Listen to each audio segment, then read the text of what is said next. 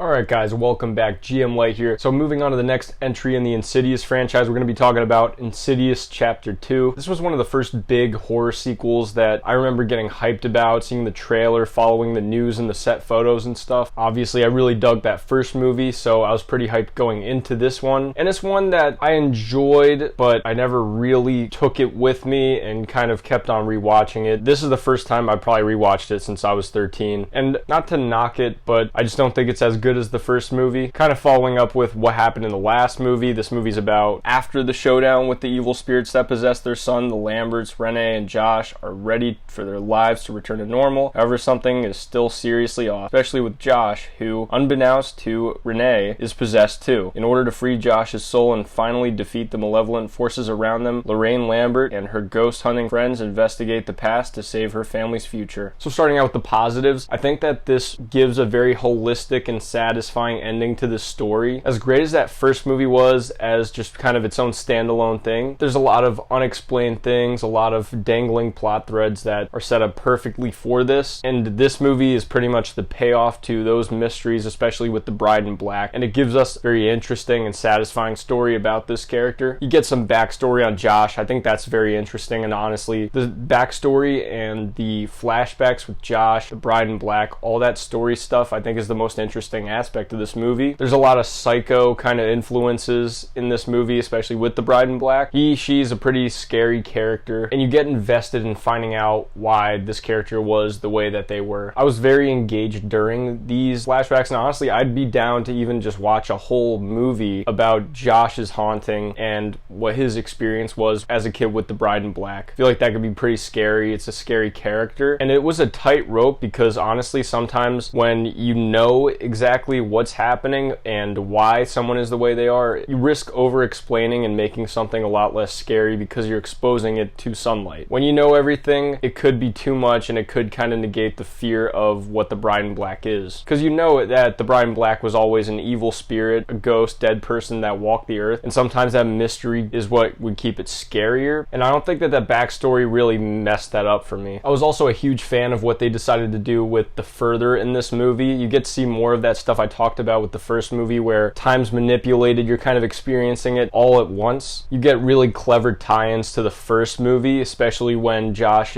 turns out to be the one who set off the alarm and caused that knocking. It's things like that where it's just very expertly, tightly written, tying perfectly back to the first movie and tying back to the first scene in the movie. It all works so well for me, and that's the stuff that I talked about, why I think this is a little bit deeper than The Conjuring, because you enter into this realm where time is played with, it's displaced. It creates a lot of trippy imagery. I was very captivated during every scene taking place in the further with Josh, so that was a huge plus for me. And for my final positive, I would say that this gives a very great, satisfying ending to these characters. I'm really happy we are getting the red door, but even if we didn't, this is a very earned ending for these characters. It allows them to kind of move on and be happy. Something with horror movies, honestly, my frustration with comic book movies is sometimes it feels like they don't know how to end a story without just having to kill the main characters. But I think this was the perfect point where you would believe that they wouldn't get messed with again because they're forgetting everything and how to astral project, and it just gives them the opportunity to just move on. They experienced all these horrors and stuff, and now they could finally just move on with their lives. It just feels very much completed. And again, not that I think the red door is unnecessary, because I feel like there is unfinished business with the lipstick faced demon, and I'm happy we get to see that. But overall, this is a great conclusion to the Lamberts' experiences with these paranormal situations and Dalton's taking and Josh's possession. So on a story level, it was very much keyed in there. Now getting into the negatives, I gotta say, I don't find this movie very scary. What I mean by that is there's not really that same level of fright mystery that the first movie had. They kind of show a little too much in this movie with the ghosts. I don't feel the tension as much, and they don't have as much lingering shots and dark corners, just things where it lets your mind do the imagination. And there was a lot of loud noises, sound mixing things that honestly kind of just irritated me and pissed me off more than anything else. There were a lot of jump scares where it was mainly a loud noise, and that just kind of threw me off a little bit, just kind of irritated me. I think there's better ways to do things like that. And to James Wan's credit, whenever it was a jump scare, it wasn't a false jump scare, it wasn't some stupid shit like you turn around the corner and it's just, oh,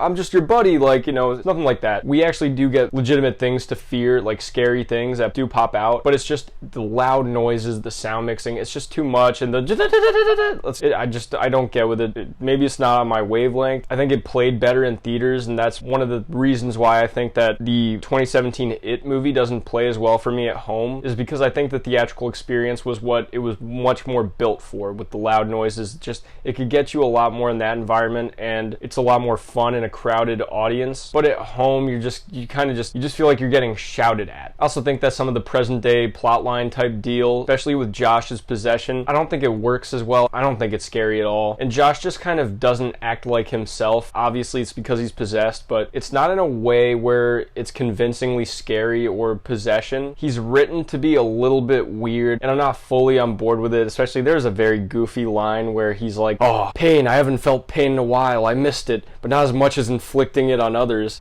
I just cringed so hard because that is just a goofy ass line. Has no right being in this movie. I also thought, since Dalton wasn't as utilized in the first movie, obviously because he was the one who was in a coma and possessed, I thought that he'd be able to factor into the story more, but it feels like they don't really know what to do with him, so they kind of just don't give him much to do. I think that was a little bit of a letdown because he could have been a lot more part of the scares and the action. And there's some good stuff with him. I think that the canned telephone string scare, I thought that was extremely effective, actually. One of the only very effective scares in the movie. But again, he just doesn't factor into the story that much, so he just kind of feels a little bit shortchanged by the script. I can kind of forgive it. I think that they give Josh's mom and the ghost investigators, as well as Carl, a good arc and a good story and mystery to follow, even if it is a little bit convoluted with why they end up in the hospital, end up revealing all of these backstory type deals, but it works. My main problem is that it just doesn't feel like there are enough effective scares. On a story level, this movie works and comes together very well, but as a horror movie that's supposed to scare me, I think that there's a lot of missed opportunities, a lot of things where it doesn't work, because overall, I'm just not scared. This movie did not scare me. I don't think that it accomplished that, and I don't mean to be so hard on it. I do think that this is a good film. I'm not nearly as hard on it, I don't think, as a lot of other people are, but it's just unfortunate when you are selling yourself as a horror movie and you're not scary. I can forgive it because there's other things that I really do enjoy about this movie, and I don't need to be scared by a horror movie to enjoy it, but I would have thought that there would be a little bit more punch to the scares, especially to this PG-13. You can't really cover up your flaws with other things like gore and more detailed or graphic things, so you really do have to sell these scares and the suspense, and I don't really think this movie does it as well. But overall, Insidious 2 is definitely a solid sequel, a good follow-up. I enjoy it. I don't revisit it often, and I probably won't watch it again until maybe the next Insidious movie comes out after The Red Door, but it's a good follow-up. It ends the story well, and I definitely still recommend it. Let me know what you guys think of Insidious 2 in the comments section. I'd love to hear what you guys have to say. I'm GM Light. Subscribe, like the video, and have a good one.